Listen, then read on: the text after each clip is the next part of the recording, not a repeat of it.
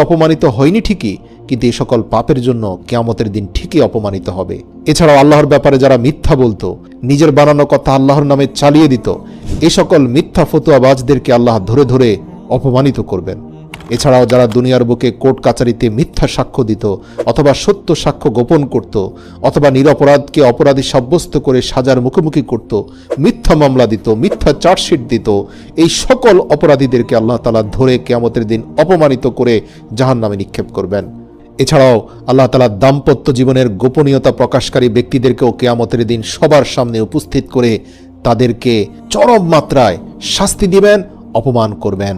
যে পুরুষ ও নারী নিজেদের দাম্পত্য জীবনের গোপনীয়তা প্রকাশ করে দেয়, কিয়ামতের দিন তারা অপমানিত হবে। রাসূল সাল্লাল্লাহু আলাইহি সাল্লাম বলেন, কিয়ামতের দিন সেই ব্যক্তি হবে আল্লাহর কাছে নিকৃষ্টতম পর্যায়ের, যে তার স্ত্রীর সঙ্গে মিলিত হয় এবং স্ত্রীও তার সঙ্গে মিলিত হয়, অতঃপর সে তার স্ত্রীর গোপনীয়তা ফাঁস করে দেয়। আল্লাহ রাব্বুল আলামিনের কাছে এটা পৃথিবীর সবচেয়ে নিকৃষ্ট মাত্রার একটা পাপ। আল্লাহ পাক এই পৃথিবীর বুকে কিছু কর্মকাণ্ডকে গোপন রেখেছেন, লজ্জা আর শালীনতা দিয়ে এগুলোকে ঢেকে রেখেছেন, এর মধ্যে এগুলোর সৌন্দর্য নিহিত রেখেছেন। যখন কোনো মানুষ লজ্জা শরম ভুলে বেহায়া হয়ে যায় এবং এই সকল গোপন বিষয়ে মানুষকে বলে বেড়ায় নির্লজ্জের মতো, আল্লাহ তাআলা এদেরকে দুনিয়া আখিরাতে অপমানিত করেন। প্রিয় ভাই বোনেরা, সতর্ক থাকবেন। এছাড়াও আজকাল অনেক সাংবাদিক ভাইরা বিভিন্ন ধরনের স্ক্যান্ডাল প্রকাশ করেন। তারা মনে করেন যে ব্যক্তি পাপ করেছে তারই শাস্তি হবে। কখনো নয়।